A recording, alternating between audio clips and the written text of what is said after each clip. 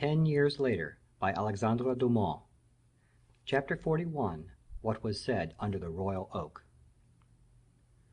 The softness of the air, the stillness of the foliage, tacitly imposed upon these young girls an engagement to change immediately their giddy conversation for one of a more serious character. She, indeed, whose disposition was the most lively, Montalais, for instance, was the first to yield to the influence, and she began by heaving a deep sigh, and saying, "What happiness to be here alone, and at liberty, with every right to be frank, especially towards one another." "Yes," said Mademoiselle de Tonnay Charente, "for the court, however brilliant it may be, has always some falsehood concealed beneath the folds of its velvet robes, or the glitter of its diamonds." "I," replied La Valliere, "I never tell a falsehood. When I cannot speak the truth, I remain silent." "You will not long remain in favor," said Montalais. "It is not here as it was in Blois, where we told the dowager Madame all our little annoyances, and all our longings. There were certain days when Madame remembered that she herself had been young, and, on those days, whoever talked with her found in her a sincere friend. She related to us her flirtations with Monsieur, and we told her the flirtations she had had with others, or at least, the rumors of them that had spread abroad. Poor woman, so simple minded, she laughed at them, as we did. Where is she now?" "Ah, Montalais, laughter loving Montalais," cried La Valliere, "you see you are sighing again; the woods inspire you, and you are almost reasonable this evening." "You ought not, either of you," said Athenais, "to regret the court at Blois so much, unless you do not feel happy with us. A court is a place where men and women resort to talk of matters which mothers, guardians, and especially confessors, severely denounce." "Oh, Athenais," said Louise, blushing. "Athenais is frank to night," said Montalais; "let us avail ourselves of it." "Yes, let us take advantage of it, for this evening I could divulge the softest secrets of my heart." "Ah, if Monsieur Montespan were here," said Montalais. "Do you mean that I care for Monsieur de Montespan?" murmured the beautiful young girl. "He is handsome, I believe." "Yes, and that is no small advantage in my eyes." "There now, you see. I will go further, and say that of all the men whom one sees here, he is the handsomest, and the most—" "What was that?" said La Valliere, starting suddenly from the mossy bank. "A deer hurrying by, perhaps." "I am only afraid of men," said Athenais, "when they do not resemble Monsieur de Montespan." "A truce to raillery. Monsieur de Montespan is attentive to me, but that does not commit me in any way. Is not Monsieur de Guiche here, he who is so devoted to Madame?" "Poor fellow!" said La Valliere. "Why to be pitied?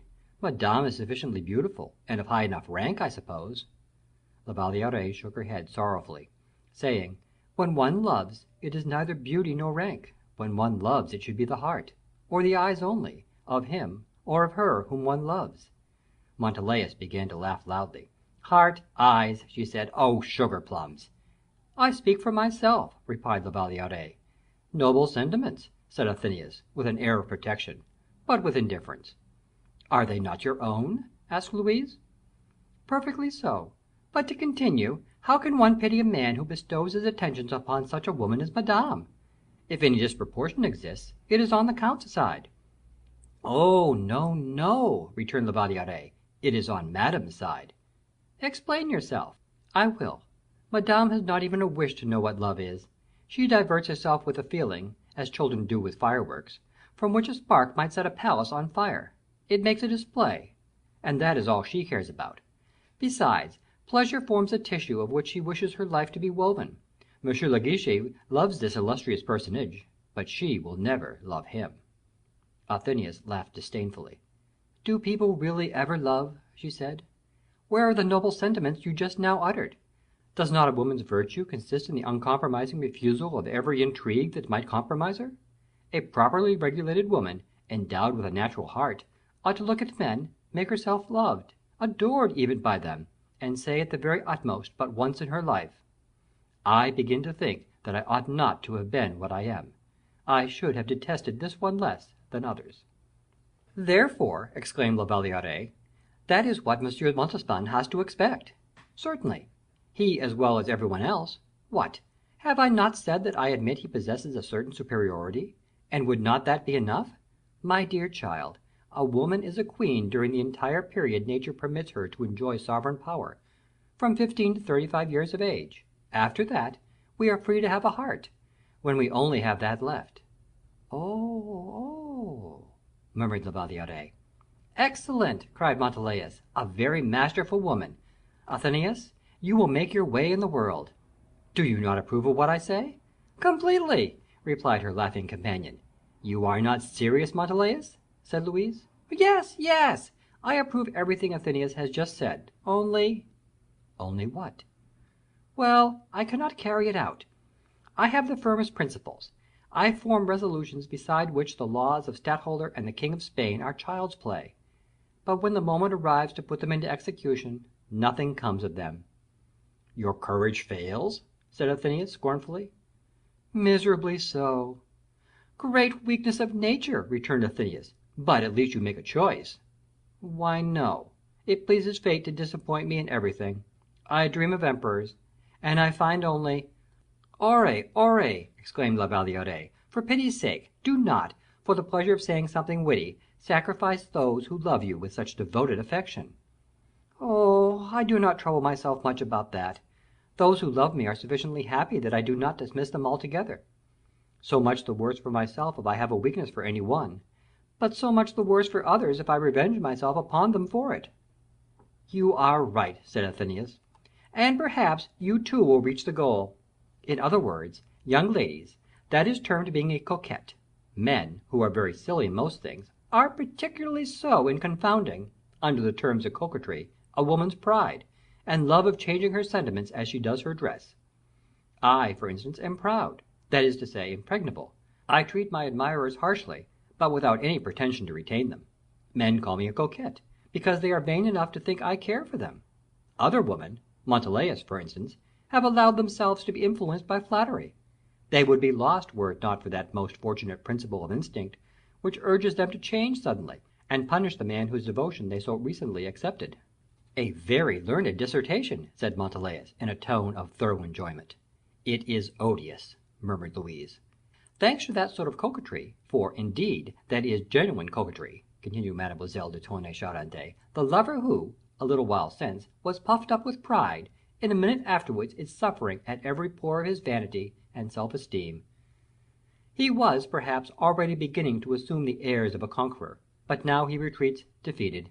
He was about to assume an air of protection towards us, but he is obliged to prostrate himself once more. The result of all this is, that, instead of having a husband who is jealous and troublesome, free from restraint in his conduct towards us, we have a lover always trembling in our presence, always fascinated by our attractions, always submissive, and for this simple reason, that he finds the same woman never twice of the same mind. Be convinced, therefore, of the advantages of coquetry. Possessing that, one reigns a queen among women in cases where Providence has withheld that precious faculty of holding one's heart and mind in check."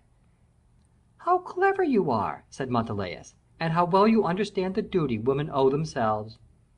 "I am only settling a case of individual happiness," said Athenais modestly, "and defending myself, like all weak, loving dispositions, against the oppressions of the stronger." La Valliere does not say a word. Does she not approve of what we are saying? "Nay, only I do not understand it," said Louise. "You talk like people not called upon to live in this world of ours." "And very pretty your world is," said Montalais. "A world," returned Athenais, "in which men worship woman until she has fallen, and insult her when she has fallen." "Who spoke to you of falling?" said Louise.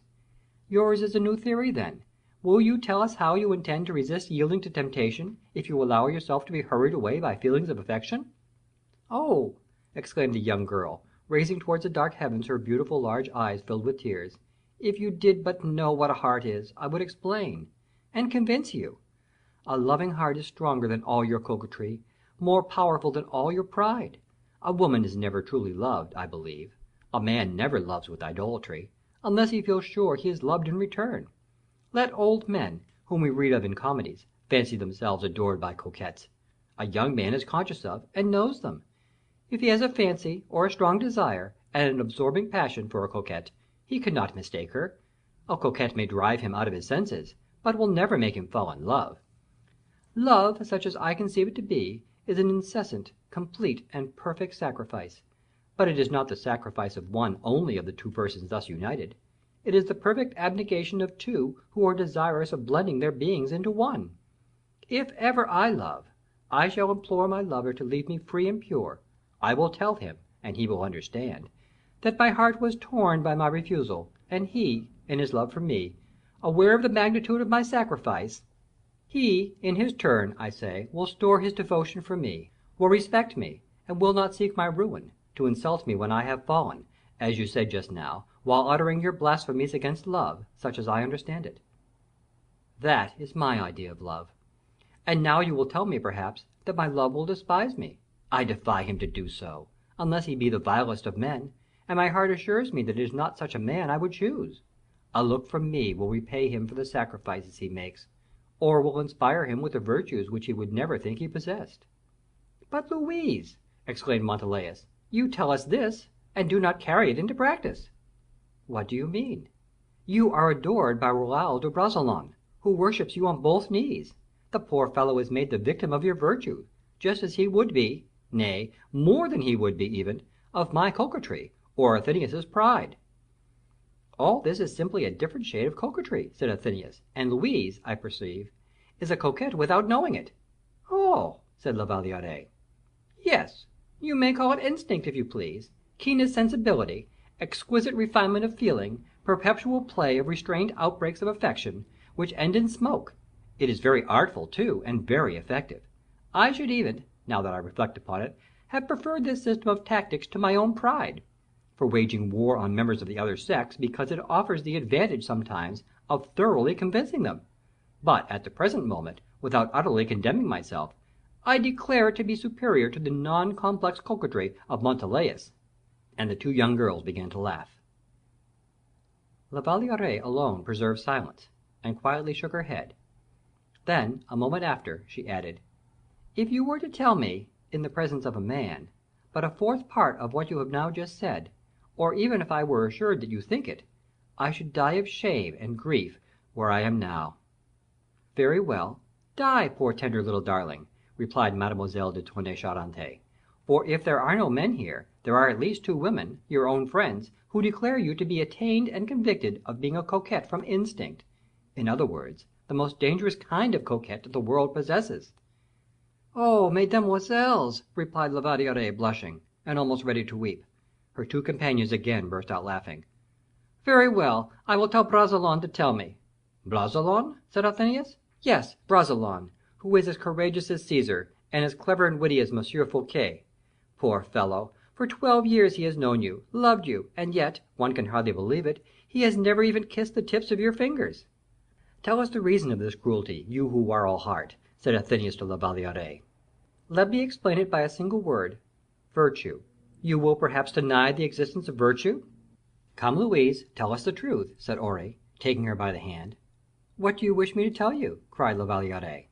"Whatever you like; but it will be useless for you to say anything, for I persist in my opinion of you, a coquette from instinct; in other words, as I have already said, and I say it again, the most dangerous of all coquettes." "Oh, no, no! For pity's sake, do not believe that." "What! 12 years of extreme severity? How can that be, since 12 years ago I was only 5 years old? The frivolity of the child cannot surely be placed to the young girl's account." "Well, you are now 17, 3 years instead of 12. During those 3 years you have remained constantly and unchangeably cruel. Against you are arrayed the silent shades of Blois, the meetings when you diligently conned the stars together, the evening wanderings beneath the plantain trees, his impassioned 20 years speaking to your 14 summers, the fire of his glances addressed to yourself." "Yes, yes, but so it is." "Impossible!" "But why impossible? Tell us something credible, and we will believe you. Yet, if you were to suppose one thing." "What is that?" "Suppose that I thought I was in love, and that I am not." "What! not in love?" "Well, then, if I have acted in a different manner to what others do when they are in love, it is because I do not love, because my hour has not yet come." "Louise, Louise," said Montalais, "take care, or I will remind you of the remark you made just now. Raoul is not here, do not overwhelm him while he is absent. Be charitable, and if, on closer inspection, you think you do not love him, tell him so, poor fellow." And she began to laugh. Louise pitied Monsieur de Guiche just now, said Athenais. Would it be possible to detect an explanation of her indifference for the one, in this compassion for the other? Say what you please, said La Valliere, sadly. Upbraid me as you like, since you do not understand me. Oh, oh, replied Montalais, temper, sorrow, tears. We are jesting, Louise, and are not, I assure you, quite the monsters you suppose. Look at the proud Athenais, as she is called. She does not love Monsieur de Montespan, it is true, but she would be in despair if Monsieur de Montespan did not continue to love her. Look at me. I laugh at Monsieur Malicorne, but the poor fellow whom I laugh at knows precisely when he will be permitted to press his lips upon my hand. And yet the eldest of us is not 20 yet. What a future before us!" "Silly, silly girls," murmured Louise. "You are quite right," said Montalais, "and you alone have spoken words of wisdom." "Certainly." "I do not dispute it," replied Athenais. "And so it is clear you do not love poor Monsieur de Bragelonne." "Perhaps she does," said Montalais; "she is not yet quite certain of it. But, in any case, listen, Athenais. If Monsieur de Bragelonne is ever free, I will give you a little friendly advice." "What is that?" "To look at him well before you decide in favor of Monsieur de Montespan." "Oh! in that way of considering the subject, Monsieur de Bragelonne is not the only one whom one could look at with pleasure. Monsieur de Guiche, for instance, has his value also." "He did not distinguish himself this evening," said Montalais; "and I know from very good authority that Madame thought him insupportable. Monsieur de Saint Aignan produced a most brilliant effect, and I am sure that more than one person who saw him dance this evening will not soon forget him. Do you not think so, La Valliere?" "Why do you ask me? I did not see him." "Nor do I know him." "What! you did not see Monsieur de Saint Aignan? Don't you know him?" "No." "Come, come, do not affect a virtue more extravagantly excessive than our vanity. You have eyes, I suppose?" "Excellent. Then you must have seen all those who danced this evening?" "Yes, nearly all." "That is a very impertinent nearly all for somebody." "You must take it for what it is worth." "Very well. Now, among all those gentlemen whom you saw, which do you prefer?" "Yes," said Montalais. "Is it Monsieur de Saint Aignan, or Monsieur de Guiche, or I prefer no one, and I thought them all about the same." "Do you mean, then, that among that brilliant assembly, the first court in the world, no one pleased you?" "I did not say that." "Tell us, then, who your ideal is." "It is not an ideal being." "He exists, then?" "In very truth," exclaimed La Valliere, aroused and excited, "I cannot understand you at all. What! you who have a heart as I have, eyes as I have, and yet you speak of M. de Guiche, of M. Saint Aignan, when the king was there?" These words, uttered in a precipitate manner, and in an agitated, fervid tone of voice, made her two companions, between whom she was seated, exclaim in a manner that terrified her, "The king!" La Valliere buried her face in her hands. "Yes," she murmured, "the king, the king! Have you ever seen any one to be compared to the king?" "You were right just now in saying you had excellent eyes, Louise, for you see a great distance, too far, indeed. Alas! the king is not one upon whom our poor eyes have a right to hinge themselves." "That is too true," cried La Valliere. "It is not the privilege of all eyes to gaze upon the sun. But I will look upon him, even were I to be blinded in doing so." At this moment, and as though caused by the words which had just escaped La Valliere's lips, a rustling of leaves, and of what sounded like some silken material, was heard behind the adjoining bushes. The young girls hastily rose, almost terrified out of their senses. They distinctly saw the leaves move, without being able to see what it was that stirred them. "It is a wolf, or a wild boar!" cried Montalais. "Fly, fly!" The three girls, in the extremity of terror, fled by the first path that presented itself, and did not stop until they had reached the verge of the wood. There, breathless, leaning against each other, feeling their hearts throb wildly, they endeavored to collect their senses, but could only succeed in doing so after the lapse of some minutes. Perceiving at last the lights from the windows of the chateau, they decided to walk towards them. La Valliere was exhausted with fatigue, and Aure and Athenais were obliged to support her. "We have escaped well," said Montalais. "I am greatly afraid," said La Valliere, "that it was something worse than a wolf. For my part, and I speak as I think, I should have preferred to have run the risk of being devoured alive by some wild animal, than to have been listened to and overheard. Fool, fool that I am! How could I have thought, How could I have said what I did?" And saying this her head bowed like the water–tossed plume of a bulrush. She felt her limbs fail, and her strength abandoning her, and gliding almost inanimate from the arms of her companions, sank down upon the turf. CHAPTER XLII. THE